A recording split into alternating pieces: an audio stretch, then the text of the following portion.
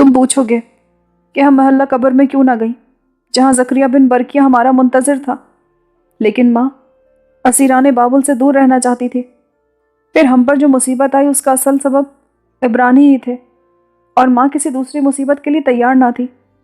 اس نے صوبانہ کے گھر کو ترجیح دی اور کاہن آتور کے ساتھ ہو لی، جو تاریک راستوں اور سنسان بازاروں سے گزرتا اسی اندھیری گلی میں داخل ہوا جس میں آج تم داخل ہوئے ہو۔ ہم نے وہی 24 زینہ طے کیا جو آج تم نے طے کیا ہے۔ پھر کاہن آتور نے اسی کمرے میں لا کر جہاں تم بیٹھے ہو ہمیں صوبانہ قصبی کے سپرد کر دیا۔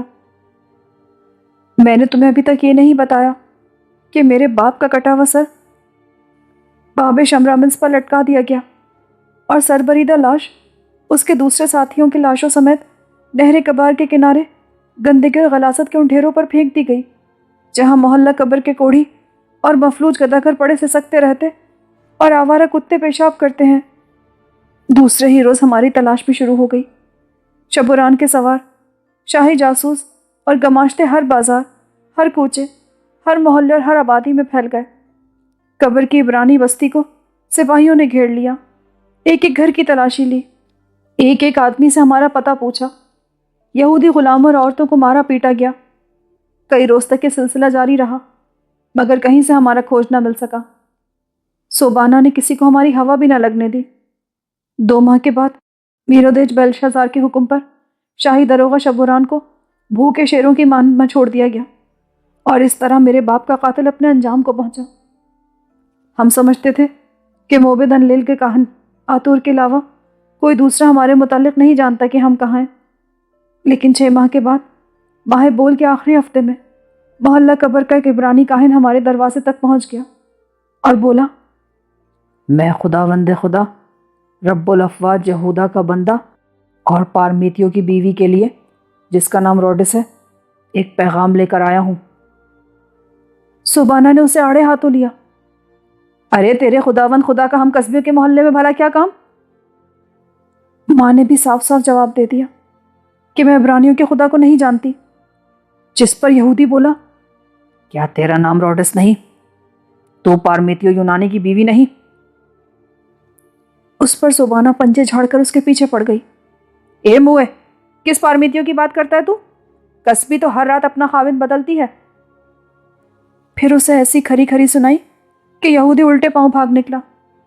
صوبانہ نے میری ماں کو اپنی بھانجی ظاہر کیا، اس کا نتبی نام ہمونہ رکھا، اور مجھے آموسی نور ناہید کے نام سے یاد کرنے لگی۔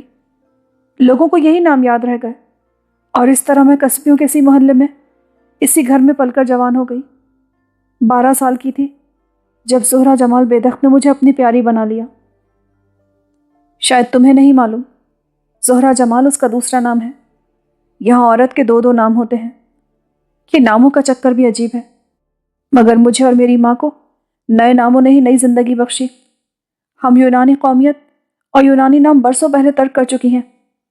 تم خود سمجھ سکتے ہو، اگر کسی کو شبہ بھی ہو جائے کہ میری ماں دراصل ہمونہ نہیں بلکہ پارمیتیوں کی بیوہ روڈس ہے، اور میں اس کی بیٹی ہوں جس کے متعلق 12 برس قبل یہ فرض کر لیا گیا کہ وہ دریا میں غرق ہو گئی اور پراتو کے نہنگوں کی خوراک بن چکی ہیں، تو ہم پر کتنی بڑی مصیبت آ سکتی ہے، کیونکہ شاہ بنو نیل اور بیلشازار دونوں زندہ ہیں، اور زندہ انسان اپنے دشمن کی اولاد کو کبھی نہیں بھولتے۔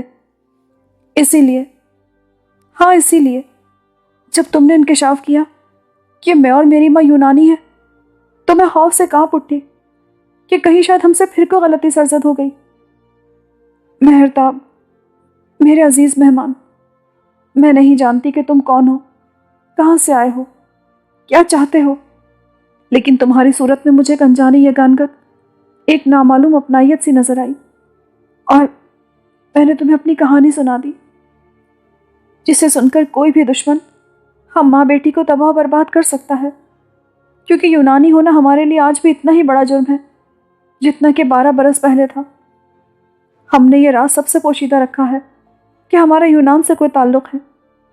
اب تو میں 1 سال سے باقاعدہ قصبی کا پیشہ کر رہی ہوں، اور قصبی کی کوئی قوم، کوئی وطن، کوئی نام نہیں ہوتا۔ اس کے لیے صرف حسین اور جوان ہونا ضروری ہے، کیونکہ یہ اس کی پہچان، یہی اس کی زندگی ہے۔ یہ ہے میری کہانی جو میں نے صرف تمہیں سنائی ہے، لیکن اس سے پہلے کہ میں یہ قصہ ختم کر کے تمہیں محبت سے شادگام کروں اور جوانی کی لذت سے اپنا حصہ دوں، یہ بھی بتا دینا چاہتی ہوں کہ میں نے بےدخت کو کیوں چھوڑا۔ تم اس کی باتیں سننا پسند کرتے ہو نا، شاید یہ بات بھی پسند کرو۔ بلوغت کو پہنچنے سے پہلے میں 5 سال تک بےدخت کی پیاری رہی، اور کاشانہ زہرہ میں جہاں وہ رہتی ہے 5 سال تک اس کے ساتھ سوئی ہوں۔ وہ مجھے بے حد عزیز رکھتی اور اپنی تمام پیاریوں سے زیادہ چاہتی تھی، لیکن پچھلی عید بیلس پر ایک عجیب و غریب واقعہ پیش آیا کہ مجھے زہرہ جمال بےدخت کو چھوڑنا پڑا۔ عید بیلس اہل بابل کا سب سے بڑا مذہبی تہوار تھا۔ یہ دراصل مقدس بیل اور گائے کے ملاپ کا میلہ تھا جو ہر سال بہت دھوم دھام سے منایا جاتا، اور لاکھوں مرد و زن یہ شرمناک تماشا دیکھنے آتے تھے۔ بعض مورخوں نے اسے بیل کے ظہور یا پرستش کا میلہ بھی قرار دیا ہے۔ بیل کی پرستش میں عیش پرستی اور حرام کاری مذہب کا جز بن گئی تھی۔ اس موقع پر ہر سال حرام کے ہزاروں حمل ہوتے تھے۔ شاہی خاندان اور امراء سلطنت کی عورتیں بھی اس تہوار پر ثواب کی خاطر ان لوگوں سے ہمکنار ہوتی تھیں جو ان کی تمنا کرتے تھے۔ عام عورتوں کا تو ذکر ہی کیا، اگرچہ امراء اسے ناپسند کرتے مگر مذہب سے مجبور تھے، کیونکہ کاہن اور پروہت ان کی ایک نہ چلنے دیتے۔ خود بخت نصر کی پوتی ایک سردار کے ساتھ ملوث ہوئی۔ آخر دونوں نے بل مردوک کی ہیکل میں پناہ لی، اور شہنشاہ کے خلاف کاہنوں نے انہی کا ساتھ دیا اور ان کے فعل کو جائز ٹھہرایا۔ تم اس شہر میں نئے ہو، شاید نہیں جانتے کہ یہاں عید بیلس بڑے دھوم دھام سے منائی جاتی ہے۔ یہ دراصل کلدانیوں کا ایک مذہبی تہوار ہے جس میں مقدس بیل کی گائے سے جفتی ہوتی ہے، اور لاکھوں مرد و زن ایک میلے کی صورت میں یہ تماشا دیکھتے ہیں۔ مقدس بیل کا میلہ موبد اکور کی عقبی تماشا گاہ میں لگتا ہے، جہاں لاکھوں انسانوں کے بیٹھنے کی جگہ ہے۔ یہ بھی بتا دوں کہ عید بیلس پر بڑے بڑے رنگین اور شرمناک واقعات پیش آتے ہیں، اور تماشا گاہ میں وہ سب کچھ ہو جاتا ہے جو عام حالات میں نہیں ہوتا۔ اس روز مقدس بیل کے نام پر کوئی عورت کسی مرد کی فرمائش سے انکار نہیں کر سکتی، کیونکہ دین بابل کے نزدیک انکار مذہبی جرم ہے، اور بادشاہ بھی اس مذہبی رسم میں مداخلت کا مجاز نہیں۔ اس موقع پر کئی کنواریاں، کئی سہاگنیں سر عام خود کو اپنے چاہنے والوں کے سپرد کر دیتی ہیں۔ تم جانو، ایک دوشیزہ کے لیے جس کا کبھی کسی مرد سے سابقہ نہ پڑا ہو، یہ سب کتنا حیرت انگیز اور سنسنی خیز ہو سکتا ہے۔ پچھلی عید پر جب میں 16 برس کی تھی، میں بھی میلہ دیکھنے تماشا گاہ کی طرف ہولی۔ سوچا تھا میلے کی ایک جھلک دیکھ کر لوٹ آؤں گی، مگر جب میں تماشا گاہ میں داخل ہوئی تو سیاہ رنگ اور کریا شکل کا ایک ہٹا کٹا آدمی جس کی عمر 30-32 کے درمیان ہوگی، نہ جانے کہاں سے میرے پیچھے لگ گیا۔ میں اس سے بچنے کے لیے ہجوم کو چیرتی عورتوں مردوں سے ٹکراتی ہوئی ایک طرف کو چلی گئی، اور ابھی میں تماشا گاہ کی سیڑھیوں پر بھی نہ پہنچنے پائی تھی کہ اس آدمی نے جھپٹ کر میری کلائی پکڑ لی۔ کیا تمہارا نام ہی نور ناہید ہے؟ ہاں، لیکن میں تمہیں نہیں جانتی۔ اب جان لو گی، میں تمہیں کو ڈھونڈ رہا تھا۔ کیوں؟ یہ سوال مجھ سے نہیں، زہرہ جمال بےدخت سے کرنا، جو موبد اکور میں تمہارا انتظار کر رہی ہے۔ زہرہ جمال بےدخت؟ اس نے تمہیں تماشا گاہ میں دیکھ لیا تھا، اور پھر مجھ سے کہا کہ میں بھاگ کر تمہیں بلا لاؤں۔ یہ غیر متوقع خبر تھی۔ میں پریشان ہو گئی اور سمجھی کہ بےدخت مقدس بیل کا میلہ دیکھنے آئی ہوگی، اور اس نے تماشا گاہ میں آنا مناسب نہ سمجھا ہوگا۔ یہی سوچ کر میں اس آدمی کے ساتھ چلتی۔ وہ مجھے بھیڑ سے نکال کر موبد اکور کے ایک حجرے کے دروازے پر لے گیا، جہاں ایک پجاری کھڑا جیسے ہمارا انتظار کر رہا تھا۔ اس خوفناک آدمی نے اسے ہاتھ سے اشارہ کیا اور بولا، سب ٹھیک ہے۔ یہ سنتے ہی پجاری چپ چاپ وہاں سے گھسک لیا، اور اس آدمی کے ساتھ میں گھبرائی ہوئی سی حجرے میں داخل ہوئی، مگر وہاں بےدخت تو کیا، اس کی پرچھائی تک نہ تھی، اور میرے عقب میں دروازہ بند ہو چکا تھا۔ میں خوف سے چلائی، کہاں ہے بےدخت؟ گزشتہ ماہ چاند کی 3 تاریخ کو میں نے اسے ہیکل زہرہ میں دیکھا تھا۔ میں نے تمہیں بھی اسی رات دیکھا، تم اس کے آگے آگے چل رہی تھی، اور میں نے منت مانی تھی کہ عید بیلس تمہارے ساتھ مناؤں گا۔ تم میں چاہے بابل کا دروغہ اور میرودیج کا خادم بنو سلان ہوں۔ میں تھرا اٹھی، کیونکہ بیلشازار اور اس کے خادم ہمیشہ میری بربادی کا باعث بنے ہیں۔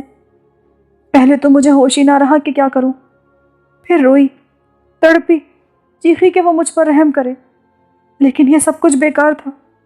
بنو سلان نے میری تباہی کے لیے عید بیلس کا دن چنا تھا، اور میری فریاد کوئی اہمیت نہیں رکھتی تھی۔ پھر پجاری بھی جا چکا تھا، اور میں کسی کو بھی یہ نہیں بتا سکتی تھی کہ بنو سلان مجھے دھوکے سے یہاں لایا ہے۔ اس شیطان نے دھمکی دی تھی کہ اگر میں نے مزاحمت کی، اس کا کہا نہ مانا، تو وہ مجھے میری ماں سمیت بیلشازار کے حضور لے جائے گا۔ پھر مزاحمت کے ساتھ میری منت سماجت بھی دم توڑ گئی۔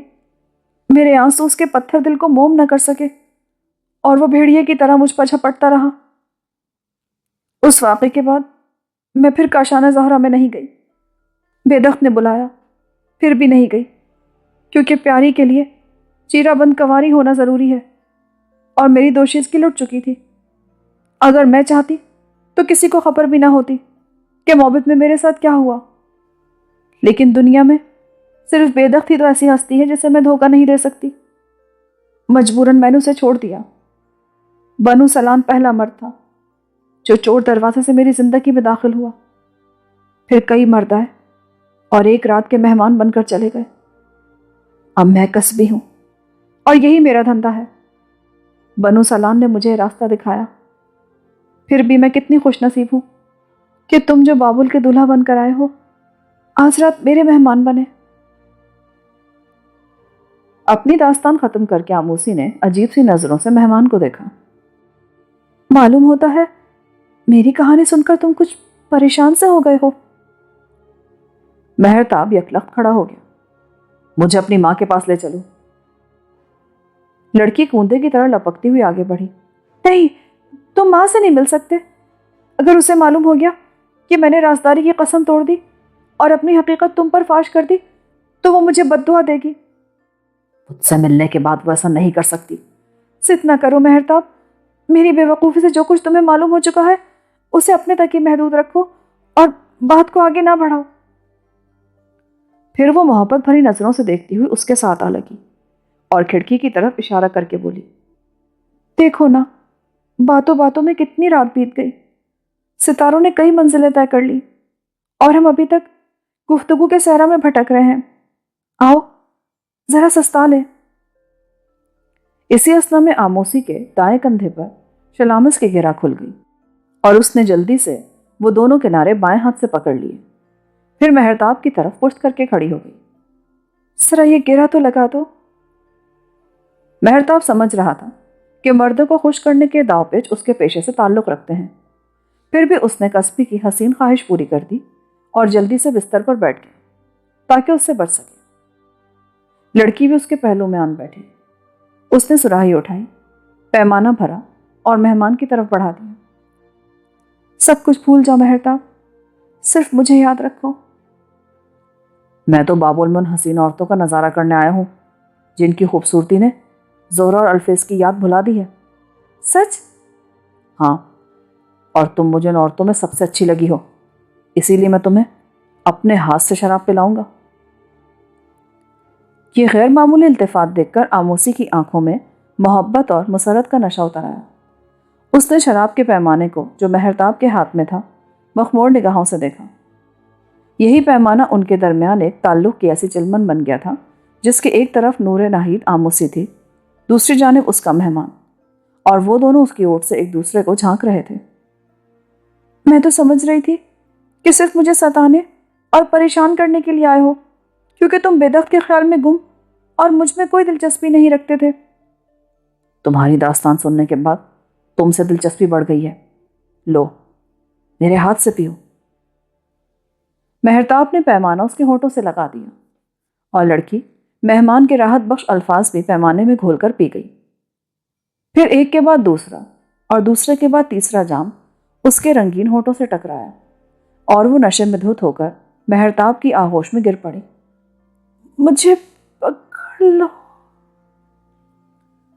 ان الفاظ کے بعد وہ کچھ نہ بول سکی کیونکہ شعور ساتھ چھوڑ چکا تھا اور وہ نیند کی گہری تہوں میں ڈوبتی جا رہی تھی۔ مہرتاب نے اس کو آرام سے بستر پر لٹا دیا، پھر خود اٹھا، سنگھار میں سے بےدخت کی مورتی اٹھائی اور بند کھڑکی کے پاس آ کر کھڑا ہو گیا۔ صبح جب آموسی بیدار ہوئی تو یہ دیکھ کر دنگ رہ گئی کہ وہ اپنے بستر پر تنہا تھی۔ اپنے کمرے میں تنہا تھی۔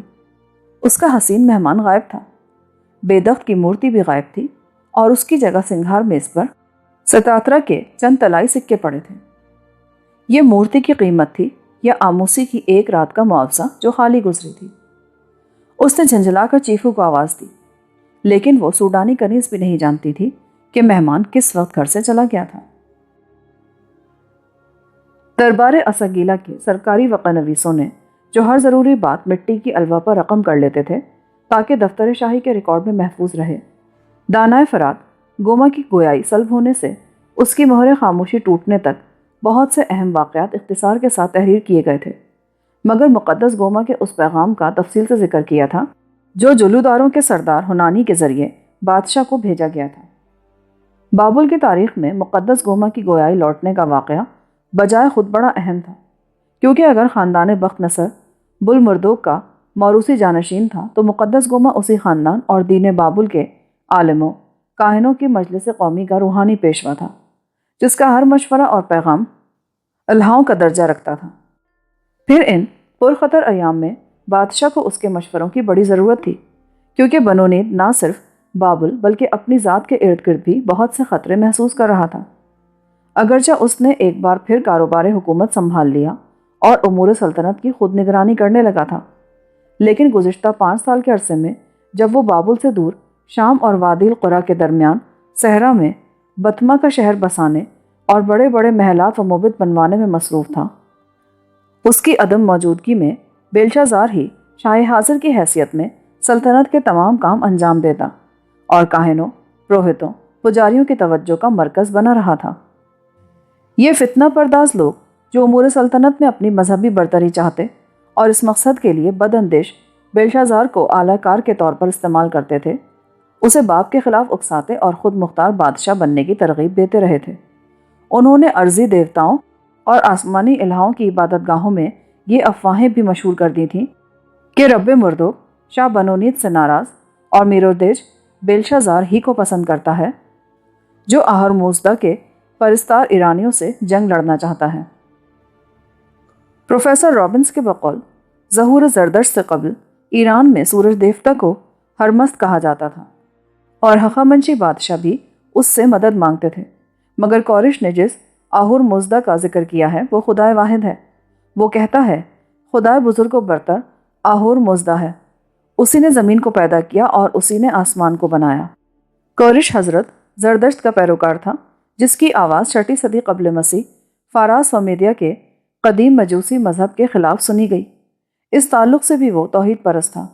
اسلامی محققین نے اسے قرآنی خطاب ذوالقرنین کا مصداق قرار دیا اور صالح و عادل حکمران تسلیم کیا۔ معزز سامعین، میں آپ کو کہانی میں ساتھ ساتھ یہ حوالے بھی پیش کرتی جا رہی ہوں تاکہ آپ کو کہانی صحیح سے سمجھ میں آ سکے اور آپ اس کو مکمل طور پر انجوائے کر سکیں۔ چلیں اب آگے چلتے ہیں۔ ان باتوں نے بادشاہ کو بہت غمگین اور پریشان کر دیا تھا۔ اگر بیلشازار نے ایرانی رسالہ پشتون جاویدانی کے مقابلے میں سپار کی جنگ نہ ہار دی ہوتی، جس میں اس نے بادشاہ کی ہدایت کے برعکس سپار کی عظیم دیوار کو چھوڑ کر خود حملے کی غلطی کی اور شکست کھائی، تو بدنیت کاہنوں نے کھلم کھلا بادشاہ کی معزولی اور بہادر بیلشازار کی بادشاہت کا فتویٰ دے دیا ہوتا۔ مگر شکست کے باوجود بیلشازار کی خودسری ایک نئی شکل اختیار کر رہی تھی اور بنو نید کا خفیہ مشیر ریمود اپنے خاص ذرائع سے یہ بات معلوم کر چکا تھا کہ بیلشازار باپ کو زہر دے کر ہلاک کر دینے کی تدبیر سوچ رہا ہے تاکہ خود بااختیار حکمران بن سکے۔ ریمود قلعہ اسگیلیا کے خفیہ معاملات کا سربراہ تھا۔ یہ ایک سنسنی خیز اطلاع تھی، جس کے ساتھ ہی شہزادی شمورہ کے ماں پر بادشاہ کی حفاظت کے خصوصی انتظامات کر دیے گئے تھے۔ امیر مطبخ کے علاوہ قصر شاہی کی 2 کنیزیں بادشاہ کی آنکھوں کے سامنے خوردنوش کی ہر شے چکھتی تھیں، پھر کہیں وہ کھانے کی طرف ہاتھ بڑھاتا تھا۔ اس کی شراب بھی ساقی حسیناؤں کو پہلے خود پینی پڑتی تھی کہ کہیں اس میں زہر کی آمیزش نہ ہو۔ کبھی کبھی تو بوڑھے بادشاہ کو شاہی محلات کی فضا میں سانس لیتے ہوئے بھی خوف محسوس ہوتا تھا کہ کسی نے ہوا میں زہر نہ گھول دیا ہو۔ ان ایام میں وہ صرف اپنی دانشور بیٹی شہزادی شمورہ پر ہی اعتماد کرتا تھا، جو مذہبی معاملات کے علاوہ امور سلطنت میں اسے مشورے دیتی اور اس کی حفاظت و نگرانی کا فرض بھی ادا کرتی تھی۔ باپ کی طرح شمورہ خود بھی تنہائی پسند اور دیویوں کی طرح اکثر خلوت میں رہتی، لیکن اپنی پرحکمت باتوں سے بادشاہ کی ہمت بندھاتی اور اس کے مردہ دل میں زندگی، حکومت اور شاہی سطوت کا ولولہ پیدا کرتی رہتی تھی۔ بنو نیت کی پریشانیوں میں بہت اضافہ ہو گیا تھا۔ ایک طرف ایرانیوں کا خطرہ جو بابل سے 15-16 میل کے فاصلے پر جھیل سمیرامس کے کنارے خیمہ زن تھے، دوسرے بیلشا زار کی طرف سے موت کا دھڑکا، تیسرے کاہنوں پروہتوں کی سازشیں۔ ان حالات میں اس نے سال نو کا جشن بھی منسوخ کر دیا، جو ہر سال ماہ نسا کی 1 سے 15 تاریخ تک بڑے جوش و خروش کے ساتھ منایا جاتا تھا۔ ان تمام پریشانیوں پر مستزاد مقدس گوما کی پراسرار خاموشی تھی، جسے بدنیت کاہن کسی آنے والی مصیبت کا پیش خیمہ قرار دیتے تھے۔ مگر چاند کی تیسری رات ناگہاں بادشاہ کو اطلاع ملی کہ دانائے فرات کی گویائی لوٹ آئی ہے اور سردار ہنانی اس کا خاص پیغام لے کر در دولت پر حاضری کا منتظر ہے۔ یہ خلاف توقع بات ہوئی تھی۔ بادشاہ نے فوراً شہزادی شمورہ کو طلب کیا، پھر اس کے ہمراہ قصر خاص میں آیا اور ہنانی کو حاضری کی اجازت ملی۔ جلودار کا سردار بادشاہ کے حضور سربسجود ہو گیا۔ پھر اس نے خاص انداز میں خبر سنائی کہ عرض کالدیہ کے بزرگ پیشوا کی زبان کھل گئی ہے۔ شاہ بنو نیت بڑا مضطرب دکھائی دیتا تھا۔ اس نے حکم دیا، سردار ہنانی، کھڑے ہو جاؤ اور ہمیں بتاؤ، کیا تم نے خود مقدس گوما کو گفتگو کرتے ہوئے سنا ہے؟ بے شک خداوند، میں ہی وہ پہلا شخص ہوں جس کے ساتھ عرض فرات کے غیبداں نے باتیں کی اور حضور کے لیے ایک پیغام بھیجا ہے۔ اچھا، تو کیا ہے وہ پیغام؟ سردار ہنانی نے اپنے حواس کو پوری طرح جمع کیا کہ کہیں الفاظ کی ادائیگی میں کوئی غلطی سرزد نہ ہو جائے۔ پھر پیغام دہرانے لگا، خداوند، یوں کہا ہے غیبدان نے کہ کنواری دختر بابل کا دولہا آ گیا ہے، مگر اس کے ساتھ ایک ہولناک مصیبت بھی آنے والی ہے۔ اس لیے بادشاہ کو چاہیے کہ وہ دیوتاؤں کی عبادت عام کا اعلان کریں اور اپنے خلوت خانے سے باہر آ جائیں تاکہ آنے والی مصیبت ٹل جائے اور لوگ بادشاہ پر اعتماد کریں۔ سردار ہنانی نے آخری فقرہ اپنی طرف سے بڑھا دیا تھا کہ کہیں ہولناک مصیبت کے الفاظ سن کر بادشاہ انعام کے بجائے اس کے لیے کسی سزا کا حکم نہ صادر کر دے۔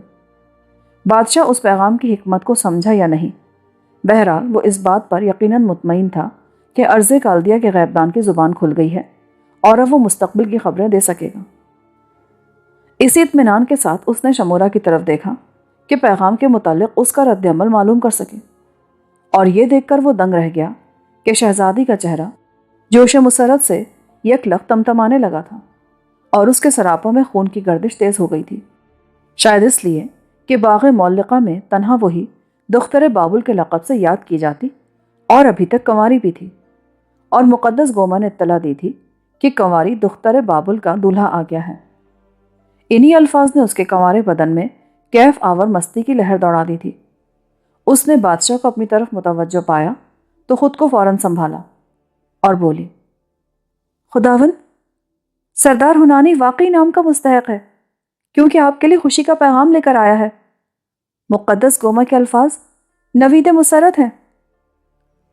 پھر بادشاہ نے بھی خوشنودی کا اظہار کیا اور غلام کو حکم دیا کہ وہ سردار کے لیے انعام لے کر آئے، اور جب بادشاہ جلوداروں کے سردار کو انعام دے رہا تھا، اس نے کہا، سردار ہنانی، اب تم ہماری طرف سے مقدس گوما کے پاس جاؤ اور دیوتاؤں کی عبادت عام کا مطلب دریافت کرو۔ شہزادی نے بادشاہ کی بات درمیان میں ہی کاٹ دی۔ یہ مطلب ہم آپ کو سمجھائیں گے پدر محترم؟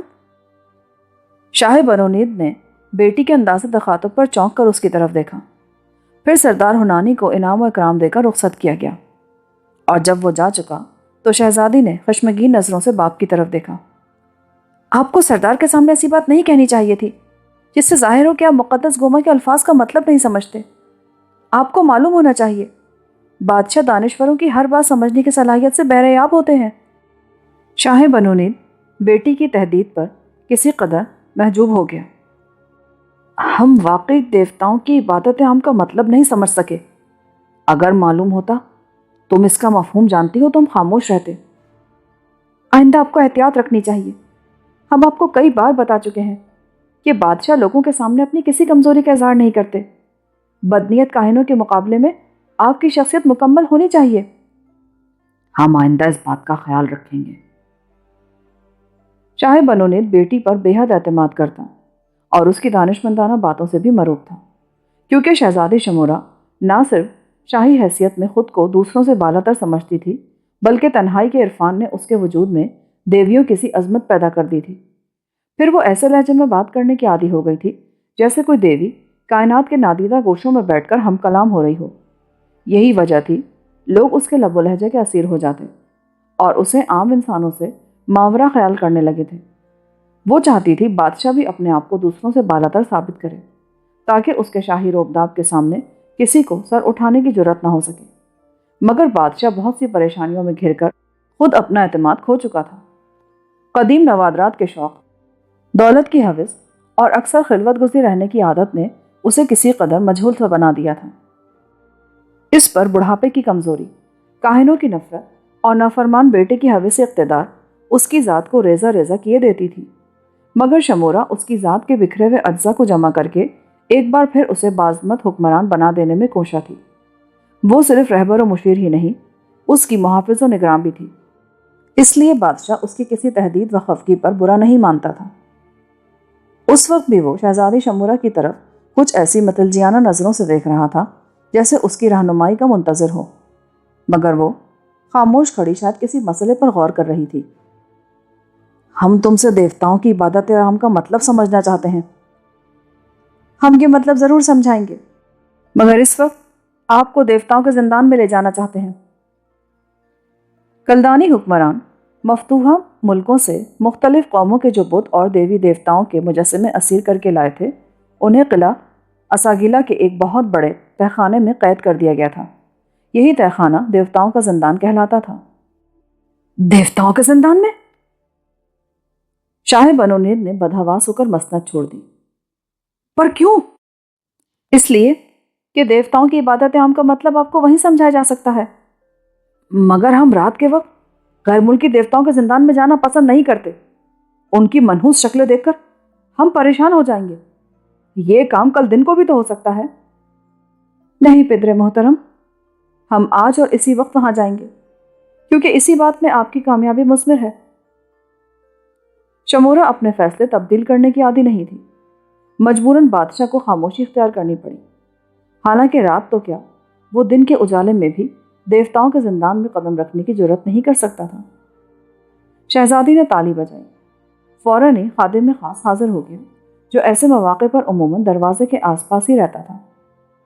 اس نے حکم دیا، اساگیلا کے داروغہ زندان سے کہو کہ ہم اسی وقت دیوتاؤں کا زندان دیکھیں گے، شاہ معظم ہمارے ساتھ ہوں گے۔ شہزادی کا حکم سن کر خادم خاص بھاگتا چلا گیا، مگر شاہ بنو نید دل ہی دل میں پریشان ہو رہا تھا کہ نہ جانے شمورہ اسے اس لانتی زندان میں کیوں لے جانا چاہتی ہے، جس کے تصور ہی سے اس کے بدن پر خوف کی تھر تھری طاری ہو گئی تھی۔ مگر ایک نئے عزم اور ارادے نے شہزادی شمورہ کے وقار میں کچھ اور اضافہ کر دیا، اور یوں لگتا تھا وہ اپنے ذہن میں کسی حیرت انگیز منصوبے کا تانا بانا بن رہی ہے۔ تھوڑے سے انتظار کے بعد قلعہ اساگیلا کا داروغہ زندان حاضر ہو گیا، جو صرف غیر ملکی دیوتاؤں کے قید خانے کی نگرانی پر مامور تھا۔ باپ بیٹی اس کے ہمراہ باغات معلقہ کے حصار سے نکلے اور اساگیلا کی طرف چل دیے۔ تیسری رات کا چاند نیمتی بل کی بلند و بالا فصیل سے نیچے اتر گیا تھا، اور اب نہ صرف تہرے حصاروں والا قلعہ اساگیلا بلکہ پورا بابل اس کی زرد قوس نہ دیکھ سکتا تھا، کیونکہ جب چاند اور سورج نیمتی بل اور ایمگور بل کی نیرنگی زمانہ فصیلوں کی اوٹ میں روپوش ہو جائے تو اہل بابل ان کی روشنی سے محروم ہو جایا کرتے تھے۔ شاہ بنو نید اور شہزادی شمورہ جلد ہی اساگیلا میں پہنچ گئے۔ تہہ خانوں میں روشنی کرنے والے غلاموں کو پہلے ہی حکم دے دیا گیا تھا کہ وہ دیوتاؤں کے زندان میں مشعلیں روشن کر دیں۔ جب باپ بیٹی اساگیلا کے اس کمرے میں پہنچے جہاں سے تہہ خانے کو راستہ نکلتا تھا، تو مشعلیں روشن کرنے والے غلام نہایت خاموشی کے ساتھ واپس جا چکے تھے، اور داروغہ کے نائب نے انہیں باقاعدہ گن کر باہر نکالا کہ کہیں کوئی بدخواہ برے ارادے سے کسی دیوتا کی اوٹ میں چھپ کر نہ بیٹھ گیا ہو، تاکہ اس تنہائی سے فائدہ اٹھا کر بادشاہ پر حملہ کر سکے۔ جب تہہ خانہ خالی ہو گیا تو بادشاہ بیٹی کے ہمراہ غیر ملکی معبودوں کے اس تاریخی زندان میں داخل ہوا جہاں قبر کی خاموشیوں سے بھی گہرا اور ہولناک سناٹا طاری تھا۔ اس ویران اور منحوس سناٹے میں کبھی کبھار مشعلوں میں جلنے والی چربی کی تڑ تڑ ضرور سنائی دیتی تھی، لیکن اس پر بھی فرشتگان اجل کے پروں کی سنسناہٹ کا گمان ہوتا تھا۔